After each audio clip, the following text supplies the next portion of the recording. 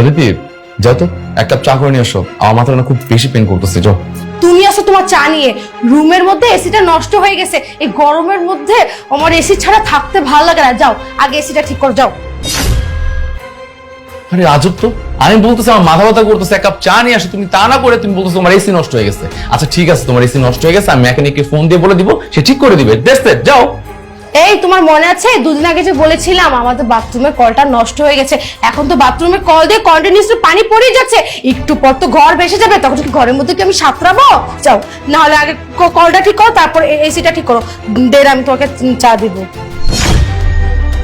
আচ্ছা বাবু, বুঝতে পারছি, ঠিক আছে, আমি তো বললাম যে মেকানিককে ফোন দিব, সে এসে কলটা ঠিক করে দিবে, এসি ঠিক করে দিবে। এখন যাও না, এক কাপ চা বানিয়ে নিয়ে আসো, আমার মাথাটা খুব পেইন করতেছে বাবা, যাও। ঠিক আছে। ধরো, এটা কি মানে এত বড় একটা কি এটা, মানে আবার চাও দিতে গেলে কি এটা? যে তোমাকে আমি বলেছিলাম না অনলাইনে আমি একটা কার্পেট অর্ডার করেছি, কিন্তু কার্পেটটা না আজকে এসেছে, কিন্তু আমার কাছে কার্পেটটা ভালো লাগে না, তাই আর কি আমি চাদর দিয়ে ঢেকে দিয়েছি, যদি ময়লা টলা লেগে যায়। মানে তোমার না এই একটা সমস্যা, বুঝছো, মানে খুবই বাজে একটা অভ্যাস। এই যে অনলাইন থেকে অর্ডার করো, পছন্দ হয় না, পরে ফেরত দাও। এটা কার লস জানো? দোকানদারের লস। তোমার তো কোনো লস নাই, শুধু তোমার ডেলিভারি চার্জটা খরচ হয়, ঠিক না? আর সেই চার্জটা আমার পকেট থেকে যায়, বুঝছো? এখন যাও এক কাপ চা বানিয়ে নিয়ে এসো। এটা নড়তেছে কেন? এটা নড়াচড়া কেন করতেছে? এটা কি? এটা কি পার্সেনাল কোনো কিছু? হ্যাঁ,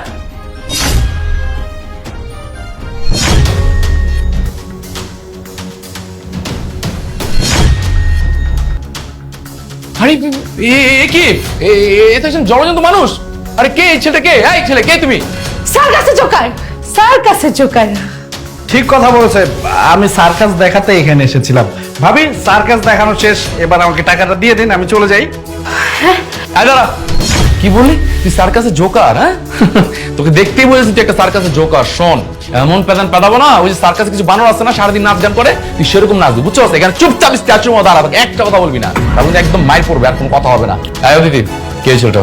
এই ছেলেটাকে আমাকে সত্যি করে বলো। ওই যে ও হলো তোমার। ও করতেছো কেন? হ্যাঁ, তো লুতুপুতু করতেছো কেন? এখন বলতে পারতেছো না ছেলেটাকে? হ্যাঁ, আমি বলতেছি এই ছেলেটাকে। এই ছেলেটা হচ্ছে তোমার বয়ফ্রেন্ড। আর তুমি আমার কাছে কি পৌঁছে দিচ্ছ? ও সার্কাস দলের সদস্য, তারপর পার্সেল নিয়ে আসছো। হ্যাঁ, এত মিথ্যে কথা কি বলা দরকার ছিল? তোমাকে বলতে পারো যে তোমার বয়ফ্রেন্ড তুমি চাদর দিয়ে লুকা রাখছো। কি অদিতি, এগুলো কতদিন ধরে চলতেছে? তার মানে আমি বাসায় না থাকলে আমার পিছে তুমি এগুলো করে বেড়াও?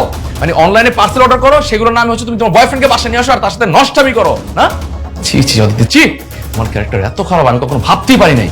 আমি তোমাকে অনেক বিশ্বাস করতাম, ভালোবাসতাম, কিন্তু তুমি তুমি কি করলো আমার সাথে? আমার সাথে বিশ্বাসঘাতকতা করলা না? কেন করছো? আমার ভালোবাসা কমতে ছিল? আমি তোমার জন্য এত কষ্ট করি, এত কষ্ট টাকা পয়সা ইনকাম করি, যাতে তুমি একটু ভালো থাকতে পারো, আমার জন্য একটু সুখে থাকতে পারি, কিন্তু তুমি এত কিছু করার পরও আমাকে এভাবে ঠকাতে পারলা? কেন করছো? কিসের হবে করছো? ফয়েজ, আমার ভুল হয়ে গেছে, আমি কথা দিচ্ছি আজকের পর থেকে আমি আর আবিরের সাথে কোনো যোগাযোগ করব না, ওর সাথে কোনো সম্পর্ক রাখবো না, তুমি প্লিজ আমাকে ক্ষমা করে দাও। Just shut up. আর একটা বার তুমি আমার নাম মুখে নিবা না, ঠিক আছে? তোমার সাথে আমার আর কোনো সম্পর্ক নাই, কারণ তুমি আমাকে ভালোই বাসো না। যেহেতু ভালোই বাসো না, তাহলে একসাথে থাকার কোনো প্রশ্ন উঠতেছে না। ক্ষমা সেটা তো অনেক দূরের কথা। তুমি আমাকে ভালোবাসো, তুমি এই ছেলেটাও ভালোবাসো, সো এই ছেলেটাকে বিয়ে করে সুখে শান্তিতে সংসার করো। আমার সাথে তোমার থাকার কোনো প্রয়োজন নাই, আর আমি তোমাকে ডিভোর্স দিয়ে দেবো। তোমার সাথে আমার একটা মন থাকবো না। বেরো পাশ থেকে, বেরো। Faiz, just shut up. কি বলছি বুঝো নাই? শুদ্ধ বাংলায় বলছি যে আমার বাসা থেকে বের হয়ে যাও, আউট।